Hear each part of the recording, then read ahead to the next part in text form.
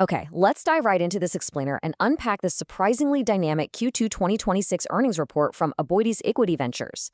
Now, if you've been following the Philippine conglomerate space, you already know AEV is an absolute titan. But, their latest SEC Form 17Q filing paints a picture of a company going through a really fascinating period of asymmetrical growth. And here is the hook that caught everybody's attention. A massive 63% spike in net income attributable to equity holders, reaching 13.6 billion pesos. I mean, wow! When a mature conglomerate posts a jump this large in a single half-year period, we instantly need to get under the hood, figure out what is driving this top-line growth, and ask ourselves, is this actually sustainable? So, to map this all out, we're going to hit the profit surge, the power growth engine, those banking and food breakouts, the lagging segments, the underlying foundation, and finally, what comes next. All right, part one, the Q2 2026 profit surge. Let's look at their financial baseline. The numbers here paint a really clear factual picture. Just taking a look at the top line, we're seeing an impressive 32% jump in revenues, climbing from 141.6 billion pesos in the first half of 2025 to a staggering 186.7 billion in 2026. And the best part? It's not just empty revenue. Their EBITDA, that's earnings before interest, taxes, depreciation, and amortization, saw a parallel 31% increase to 52.4 billion pesos. This basically proves that the growth is substantial, and it's translating directly into cold, hard operational cash flow across the board. But we're really looking at a tale of two halves within the conglomerate here. AEV is heavily reliant on a few key engines right now. Power is absolutely dominating, bringing in 61% of the income contribution. Then you've got food at 24% and banking at 21%. But hold on, notice that negative 6%? Yeah, that is the combined drag from real estate and infrastructure. So the highly profitable segments are practically working overtime to balance out the struggling ones just to reach that 63% overall growth. Honestly, someone needs to get the power segment a massage after carrying all that weight. Moving into section 2, powering the conglomerate's growth, let's talk about that main engine. This isn't just about riding the wave of existing assets, it is a very deliberate story of expansion. The massive growth in the power generation segment was driven by three main factors. First, they definitely benefited from stronger energy market prices. Second, we are now seeing the fresh, full first-half contribution from the Caleria Botocan Calian Hydroelectric Power Plant Complex, or CBK-HEPC for short, which was formally turned over to them in February 2026. And third, they successfully fired up and delivered brand-new solar power plants, specifically the 221-megawatt Olongapo, the 47-megawatt Armenia, and the 93-megawatt San Manuel plants. Those targeted expansions, they translated directly to the bottom line. Pushing that new capacity onto the grid at a time of strong market demand pushed the power group's net income up an impressive 44% to a staggering 10 billion pesos. Look, when your largest segment grows by nearly half, your conglomerate is just going to have a very good year. Let's jump to section 3, banking and food breakouts. This is what supercharged the numbers. The sheer contrast in how these two segments grew is honestly fascinating. On one hand, you have Union Bank delivering an explosive 115% profit surge to 3.4 billion pesos. Just massive.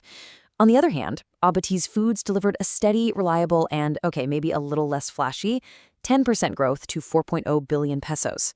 Both are totally vital, but they're playing very different roles in the portfolio. We can understand this growth a bit better by looking at the underlying drivers. For Union Bank, that massive jump was fueled by higher net interest income, and that was driven by sustained loan growth and, critically, lower funding and credit costs. In plain English, they are lending more and it's costing them less to do it. Meanwhile, paired perfectly with that, the food group's reliable growth came from strong volumes in their flour, regional livestock feed, and trading segments, alongside their sustained market leadership in the beverage division. Over to Section 4, Infrastructure and Real Estate Lags. Let's look at the portfolio anchors. We're seeing a really stark juxtaposition within the company right now. Those huge wins in banking are directly offsetting widening losses in infrastructure and real estate. Check this out. The real estate business contributed a 37 million peso loss. Aboitiz Infracapital contributed a 278 million peso loss, and the Republic Cement Group posted a 743 million peso loss. But wait, it's super important to note the nuance here. These aren't necessarily failing businesses. It's often just a matter of cycles. For instance, the real estate loss was primarily driven by the timing of revenue recognition for their economic estates. That means the sales were made, but the revenue just couldn't be booked this quarter, especially compared to a massive spillover they enjoyed in early 2025. And within infrastructure, the losses were actually cushioned by a real bright spot: solid passenger traffic growth at the Mukden Cebu International Airport, plus full first-half contributions from their newly acquired airport concessions. Section 5, Balance Sheet and Cash Flow. Let's check out the foundation. When we step back and think about the sheer scale of Aboitiz, the numbers are just mind-boggling. Through all of this operational activity, their total consolidated assets didn't just grow, they officially crossed a massive, historic milestone. We're talking over 1 trillion pesos, specifically 1,014.9 billion. That is a gargantuan asset base. And the thing is, they are managing that massive asset base quite well, proving their short-term financial health. Their current ratio, which is basically a measure of liquidity, their ability to pay off short-term obligations, improved from 1.1x at the end of 2025 to 1.2x today. Put simply, they have more current assets on hand relative to their current liabilities.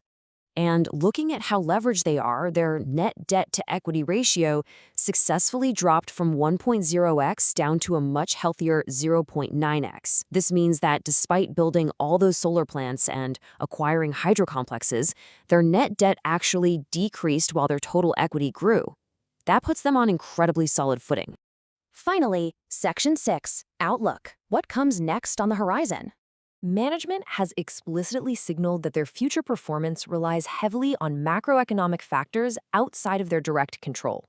So for investors, this means you absolutely must carefully monitor wholesale electricity spot market, or WESM prices, because as we just saw, power is the main engine keeping the lights on.